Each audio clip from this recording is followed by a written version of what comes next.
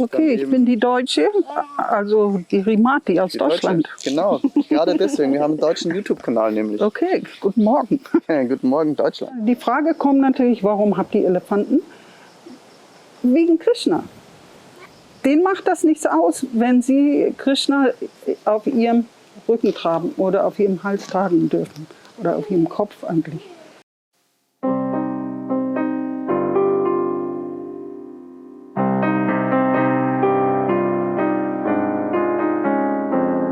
Also die Elefantinnen, das sind 2 Elefantinnen, die kommen jetzt gerade zurück von ihrem Spaziergang. Pass mal auf, das ist matschig.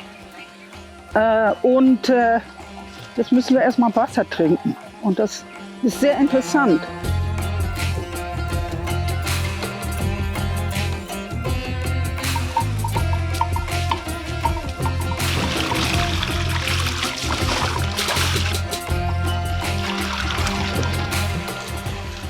Also auf der linken Seite siehst du Vishnupriya und auf der rechten Seite ist Lakshmipriya.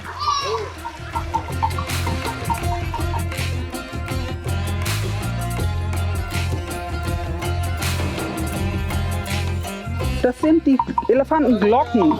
Okay. Okay. Für was ist das genau da? Das ist damit die Leute auf der Straße hören, wo die Elefanten sind. Weil die sind so leise, ne? Die haben keine Hufen. Das ist alles, ja, die haben ein riesig großes Polster da hinten drin.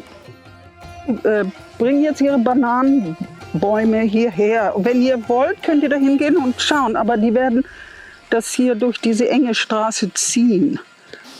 Kann ich nach hinten gehen mit der kleinen Kamera? Ja, aber nicht ohne mich. Wir können zusammen gehen. Aha, okay, du musst mit.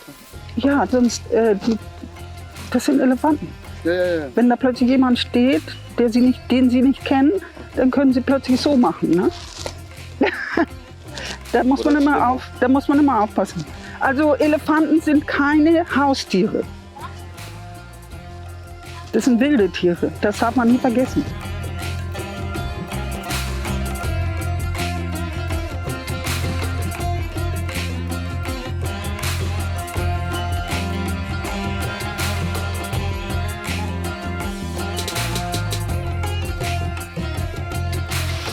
Ja, da holt sich sein eigenes Frühstück.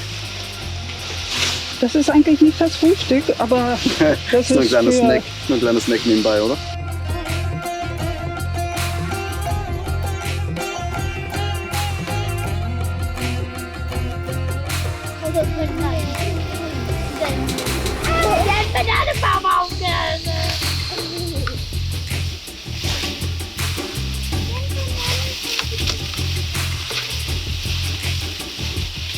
Ein Elefant isst oder frisst am Tag also mindestens 250 bis 300 Kilo Futter. Ten cover.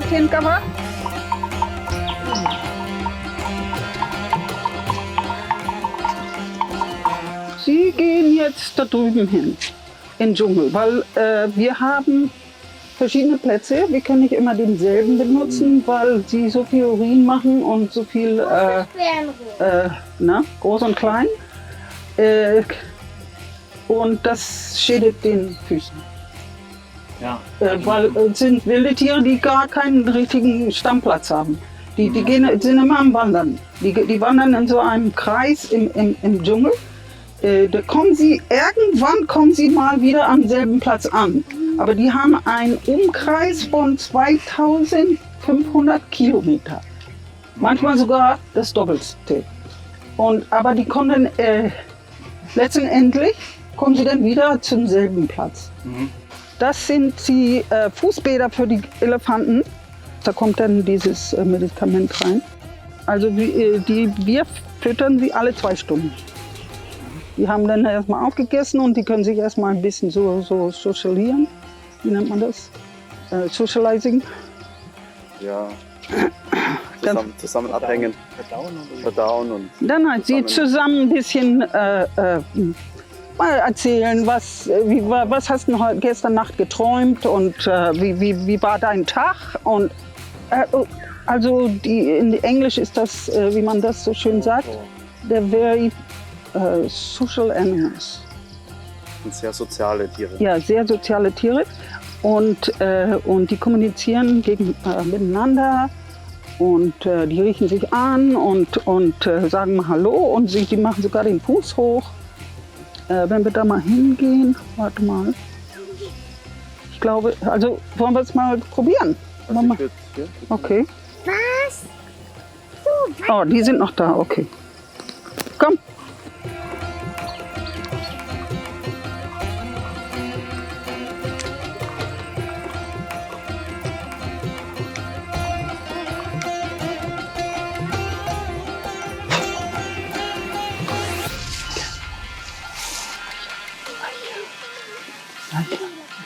It's only a camera, nothing else, nothing to eat.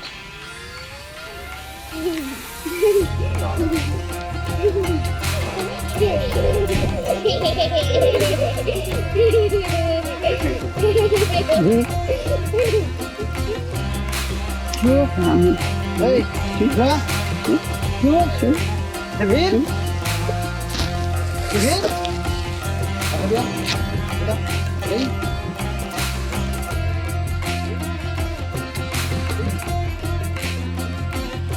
Oh ja. Oh ja. Oh ja, das sind die Deutschen. Devotis.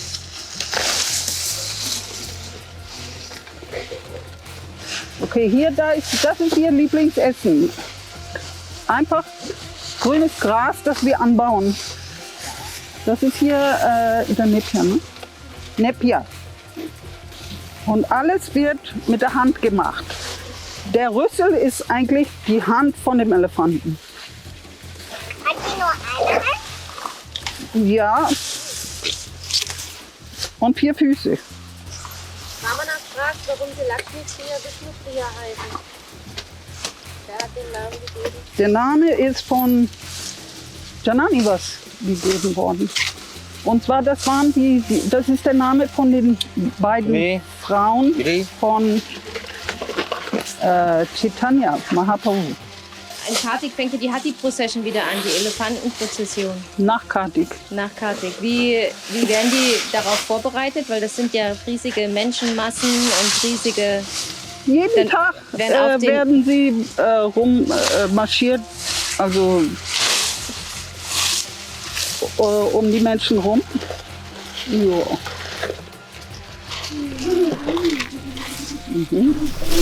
Dass sie sich an die Menschen gewöhnen. So. Ja, also wenn sie sehr weit weg wohnen würden, dann würde das ein bisschen länger dauern. Wie lang dauert es, um wilde Elefanten zu zähmen? 5 Tage. Es kommt drauf an. Und zwar auf die Methode auch. Unsere Elefanten sind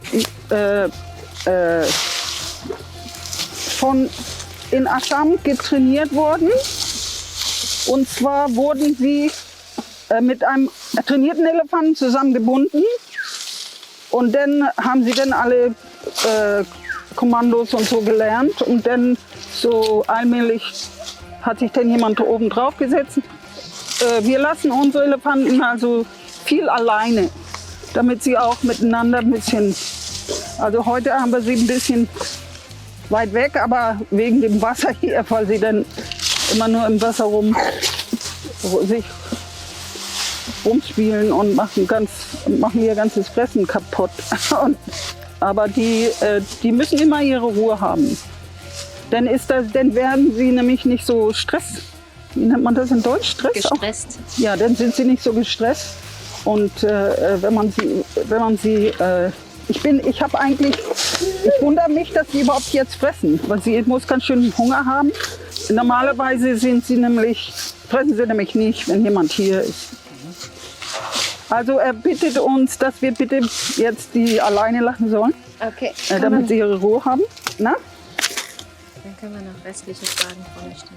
Komm mal, wollen wir noch ein Foto machen mit dem Papa und dem... Papa und Foto.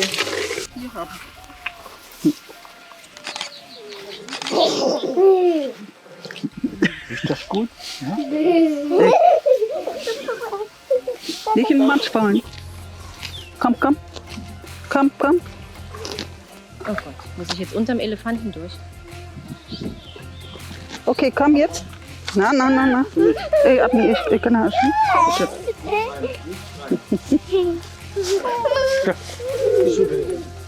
Schuh, Schuh, Schuh, Schuh, Schuh. Okay. Dankeschön. Sonja.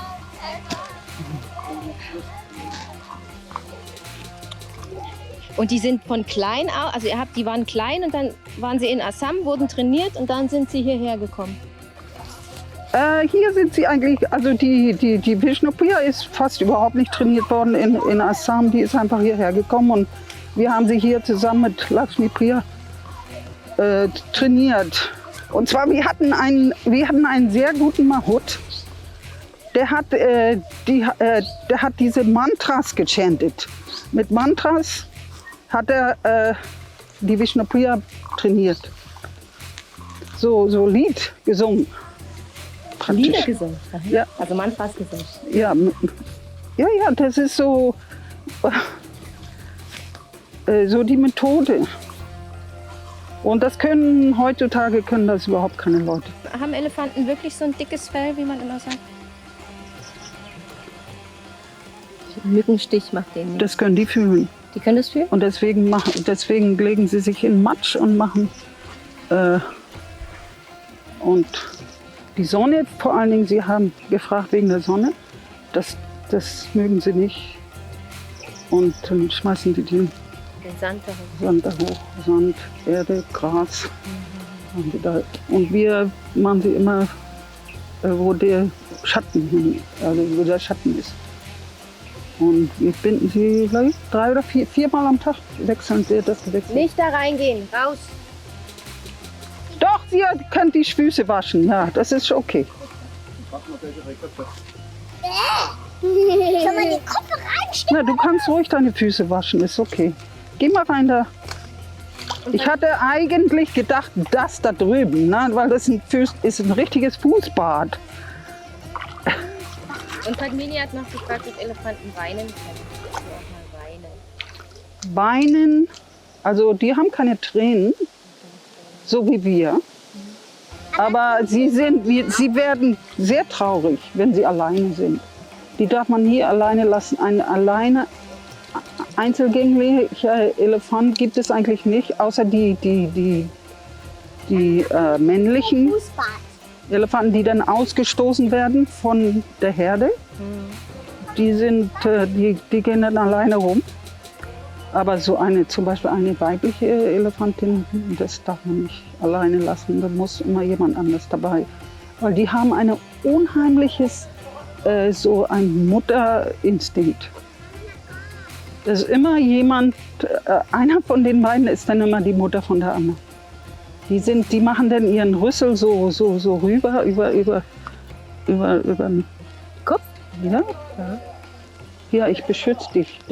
Also die Tiere, die haben so ein feines Gefühl, das glaubt man gar nicht. Ich bin jetzt schon über 10 Jahre mit diesen Elefanten und was ich da schon alles gelernt habe, ist unwahrscheinlich. Wie bist du dazu gekommen? Wer hat war die Stelle frei? Oder? Naro Gopal hat mich gebeten, die Elefanten zu holen. Wir hatten eine Elefantin, die war allein. Und die war ganz andere Methode. Die haben sie in so einem Blechschuppen reingestellt den ganzen Tag.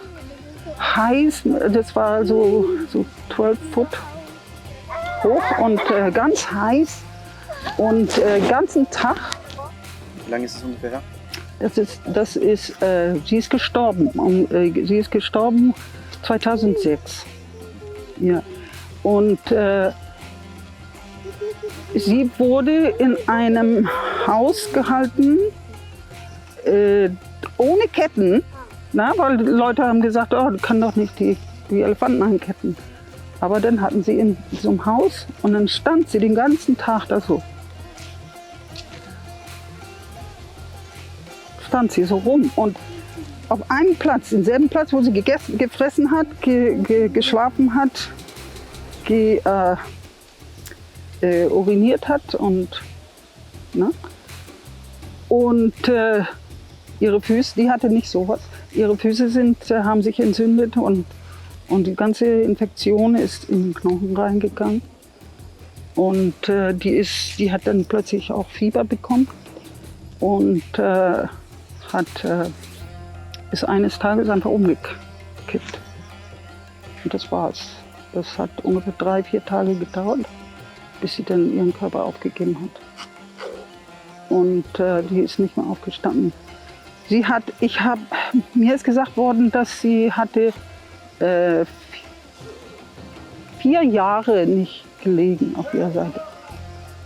4 Jahre. Und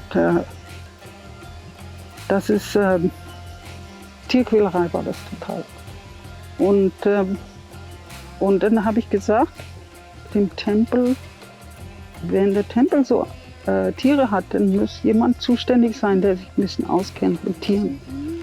Und nicht einfach da jemand vom Garten oder irgendeinen Arbeiter da anstellen und hier, pass mal auf. Ne? Sondern, dann habe ich so einen Tierschutzverein gegründet, Mayapur Animal Protection Team. Und habe die ganzen Leute, also das waren nur ein paar Devotees, die sich dafür interessiert haben. Und dann ein paar so Regulierungen aufgeschrieben, wie man die Kühe auch behandeln soll in der Goshala und überhaupt.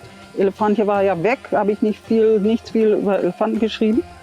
Und dann eines Tages kam dann der Manager an und hat gesagt, kannst du einen neuen Elefanten besorgen? Sag ich? Wie viel Geld hast du denn? Ja, 100.000 Rupees. Oh, das ist wahrscheinlich nicht genug. Und ja, wir wollen 2 haben dieses Mal. Und naja, dann habe ich gesagt, brauche ich mehr. Dann bin ich los nach Assam und habe es erstmal gesucht. Es hat 2 Jahre gedauert, bis alles legal wurde, bis ich überhaupt Elefanten gefunden habe. Die Lakshmi Priya war in einem furchtbaren Zustand. Sie musste erstmal medizinisch behandelt werden und die hatte Würmer und alle möglichen Probleme. Und die Besitzer waren ganz arm und die hatten überhaupt kein Geld, auf sie aufzupassen. Und das tat mir so leid. Dann habe ich mit dem Arzt gesprochen und hat gesagt, bringen Sie nach Mayapur und sie wird gesund werden. Und jetzt habt ihr gesehen, was aus ihr geworden wurde. Und, Wie alt ist sie jetzt? Sie ist hier angekommen im März 2008. Und dann, weil wir sie nicht alleine lassen wollten, hatten wir schon unser Auge auf Vishnupriya gehabt, aber sie war noch zu klein zu kommen. Und sie hatte eine Mutter, die verkauft wurde. Und solange die Mutter aber noch da war, wollten wir sie noch mit der Mutter lassen. Und dann, als die Mutter dann, also da haben wir natürlich kein wie nennt man das, Einfluss gehabt, die Mutter eventuell sogar auch noch mitzunehmen, oder die war schon verkauft. Die wollten nur noch, dass die Kleine noch groß genug ist, weil sie 4 Jahre Milch trinken. Und dann ist Vishnupriya mit 4 Jahren hier angekommen, das war 2010. Und sie war noch ganz klein. Das war so niedlich, als sie hier ankam. Ich habe ja persönlich die abgeholt. Es waren ganz schöne 5 Tage auf so einem Lastwagen. Und dann kam sie hier rein. Sie hatten noch ein paar so Leinen um sich herum gemacht. Leinen. Ja. Cordels. Und dann haben wir Lakshmi Priya erstmal freigemacht. Und dann haben wir die so ein bisschen angebunden, die Kleine, damit sie nicht wegläuft. Ne? Wir wussten nicht, was sie jetzt macht. Und dann haben wir erstmal gefüttert und dann kam Lakshmi Priya an. Hatte sie so angeschnüffelt. Ne? So, was ist das denn? Die hat so lange keinen Elefanten gesehen. Ne? Und dann hat sie dann ist sie so richtig so ein bisschen so zurückgegangen. Und was ist denn das? Und dann hat sie, oh, das ist auch ein Elefant. Und dann hat sie ihn so rum und dann hat sie so gebrummt und die war ganz und so gequietscht und oh, das war so herzlich. Ich habe geweint und das war so, und dann habe ich gedacht, oh, Mission Vishnu Priya accomplished. Und dann war, jetzt sind sie, die kann man nicht separieren. Sogar auf der Straße, wenn Vishnu Priya hinten dran ist und dann erstmal muss, na, dann müssen die hält ja an, wenn sie erstmal machen. Und der da vorne sieht das nicht und die ist ein bisschen zu weit weg, dann fängt sie an zu brüllen. Oh, komm, warte doch. Und die kann man nicht sehr weit voneinander trennen. Noch eine Frage? Vamana hat gefragt, wie die schlafen.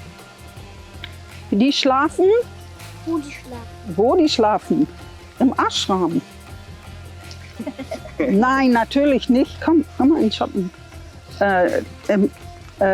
Sie schlafen auf der Seite.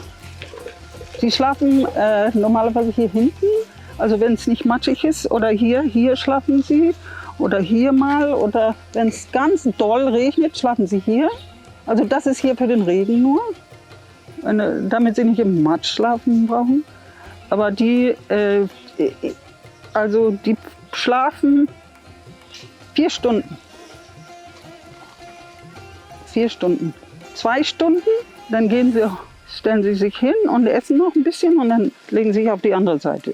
Und dann wieder 2 Stunden.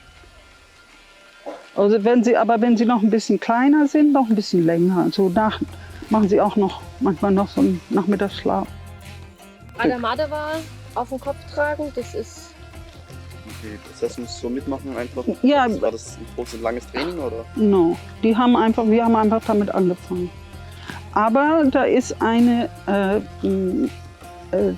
also in Indien besonders, die Government, die Elefanten sind hier am Aussterben. Das ist ein Fakt, das kann man nicht verweigern. Die sind sehr beschützt und die sind also unter die Regierung, von der Regierung geschützt. Und da muss man Regulierung befolgen. Da ist eine ganz besondere, wie nennt man das? Also Weight Limit. Da darf man nur ganz besondere Gewicht drauf machen. Und zum Beispiel, wir hatten 4 Jungs obendrauf. Und dann, da sind ja so viele Leute, die machen Fotos und diese Fotos hat sich jemand beschwert und hat das zu diesem Forest Department gebracht. Und die haben hier sofort geschrieben mit Fotos und so. Nein, so geht's nicht, sonst werden wir die Elefanten wegnehmen. Macht gefällig das richtig. Da sind Regulierungen. Und ich hatte das jetzt haben wir nur noch 3. Und die müssen auch gewogen werden, alle. Die Jungs. Ja, das muss alles gewogen werden. Und also das darf nicht mehr wie 300 Kilos. Insgesamt. Mit allem drum und dran. Ja. Und guck mal, die beiden jetzt.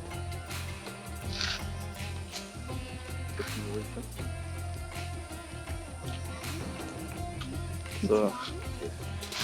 Wie kommst du persönlich dazu, ich meine als Deutsche, als Frau auch noch, vielleicht auch in Indien, sowas zu machen, also sich zwei Elefanten anzunehmen? Also wie gesagt, hatte ich schon so einen Tierschutzverein gegründet hier in Mayapur. Und natürlich war ich ein bisschen erschrocken, als ich gebeten wurde, die Elefanten zu holen. Und dann habe ich aber gesagt, ich will das nicht machen, wenn ich nicht dafür auch zuständig werde. Sonst wird das wieder genauso werden wie bei dem anderen Elefant. Und dann haben sie gesagt, okay, die Elefanten sind deine und du machst das mal. Dann wollt ihr mal die Plantage? Da bin ich ganz stolz drauf. Wir haben jetzt noch ein paar Minuten. Okay, komm. Gemüseplantage. Mein Opi-Stock. Was ist das? Mein Walking Stick. Und damit wir das hier mal ein bisschen.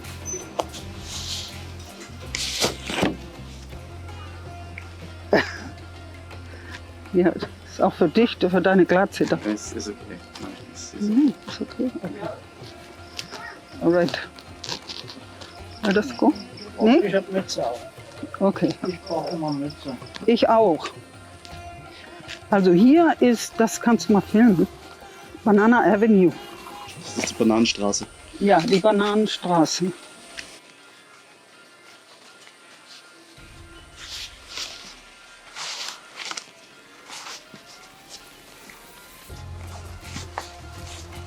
Elefantenkot. Und das wird alles Dünger.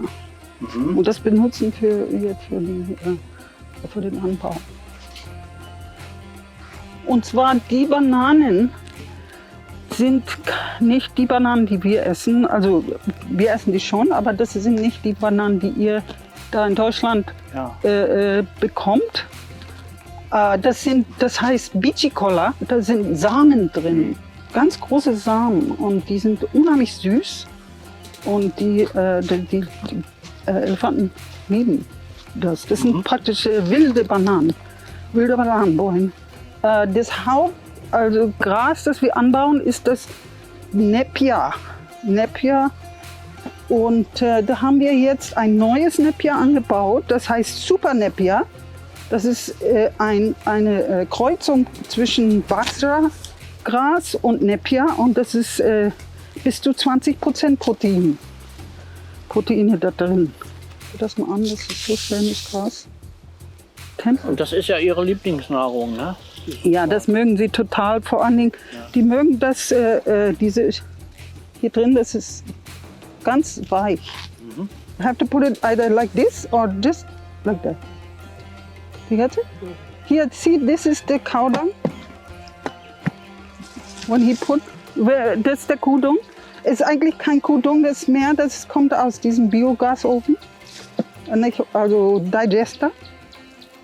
Thank you so much. Erdum Cross, der Futter. Das ist eine ist eine Heidenarbeit, ja. Und alles ist organisch. Wir nutzen überhaupt kein. Es scheint ja, als hättest du dir das wirklich zu Herzen genommen und das zu deinem Lebensinhalt Es zu machen. muss die deutsche Qualität. Deutsches Deutsches Qualitätsprodukt. Qualitätsprodukt. Ja, du bist ja nicht nur die Mutter von 2 Elefanten, du hast es selber. Ja, Kinder? ich hab 7 Kinder, 7 Kinder. eine Tochter und 6 Söhne. Und die waren alle in der Berufsschule. Naja, die haben halt alle ihr so eigenes Leben. Die kommen ab und zu mal zu Besuch, auch mit die Enkelkinder auch. Wie viele hast du? 10 Enkelkinder. 10 Enkelkinder. Ich habe mich immer schon so um Tiere interessiert und gekümmert auch. Und ich habe 13 Kühe zu Hause. Und habe jetzt schon seit 2000, also 19 Jahre, habe ich Kühe. Und ein Streifenhörnchen. Und ein Streifenhörnchen, ja. Ja, also sie ist auch ein wildes Tier, ne? Die lasse ich halt ihr Leben machen. Ab und zu kommt sie noch und holt ein paar Erdnüsse ab. Aber wilde Tiere muss man immer ihren ein bisschen Abstand nehmen und nehmen lassen. Und Vögel gehören nicht in den Käfig. Streifenhörnchen gehören nicht in den Käfig. Und Elefanten gehören nicht in einen Zoo. Aber wenn der Zoo gut ist, ist es okay, aber nicht in so einem Gehege, das nur 5 mal 5 Meter lang ist. Elefanten sind eigentlich sehr menschenfreundliche Tiere irgendwie. Ne? Die können menschenfreundlich sein, aber ihre Natur ist, sie sind scheu. Die haben keinen Feind. Der einzige Feind, den sie haben, sind die Menschen, die Elefanten. Und hier, falls wir wundert sich manchmal, die Frage kommt natürlich, warum habt ihr Elefanten? Wegen Krishna. Und die Elefanten, denen macht das nichts aus, wenn sie Krishna auf ihrem Rücken tragen oder auf ihrem Hals tragen dürfen oder auf ihrem Kopf eigentlich. Es steht sogar in den Schriften, dass Lord Govinda, Krishna, Lord Govinda hat seine Füße hier oben drauf auf dem Kopf von Ganesh. Und Ganesh, der wird ja verehrt, um so, wie nennt man das, remove the obstacles. Alle Hindernisse zu beseitigen. Ja. Und woher kriegt er die Kraft? Er kriegt sie vom Govinda. Das ist im Brahma Samhita beschrieben. Und so ist es, und es ist sehr auspicious, also glücksverheißend, Elefanten hier zu haben. Und deswegen, aber meine Aufgabe ist, dass die Elefanten wie Elefanten behandelt werden. Sie werden halt benutzt, um mal zur Prozession oder so zu kommen im Winter, wo es nicht so heiß ist und so. Aber der Rest des Jahres werden sie gut behandelt und da behandelt, wo sie ihnen auch gefällt. Und wie gesagt, unsere Lakshmi Priya war am Sterben praktisch. Und wir haben sie hier aufgepäppelt und ihr geht es eigentlich sehr gut. Sie haben das gemerkt, sie nimmt mich gleich an die Hand und so. Ne? Und sie lässt mich gar nicht mehr weg. Also vielen Dank für den Besuch. Ja, vielen Dank dir fürs Hinzeigen. Sehr schön. Vielen Dank für die große Tour, Ist gern geschehen. die du uns gegeben hast. Und ich hoffe, viele Besucher kommen nach Mayapur und können dann die Elefanten auch live während der Prozession sehen. Das ist immer ein sehr großes Highlight Also, für viele. ja, also wie gesagt, die Elefanten sind hier für Krishna. Und wir machen keine Joyrides für Touristen. Nee. Wir machen keine, ab und zu mal Privatbesuche, aber sonst normalerweise sind auch Schilder dran. Ja, no entry, keep out und ein bisschen krass ist das, aber die Elefanten sind wilde Tiere und die wollen ihre Ruhe haben. Ja. Und es war sehr nett, euch mal rumzuzeigen. Und ich hoffe, dass ihr ein bisschen mehr gelernt habt heute, was Neues. Auf jeden Fall. Ja, auf jeden Fall. Auf jeden Fall eine große Wertschätzung bekommen für Elefanten, speziell für deinen Service. Also Hut ab. Dankeschön. Das ist sehr inspirierend. Ja, ich habe den Hut jetzt abgenommen. Hut ab. Hut ab. Sehr inspirierend. Hare Krishna.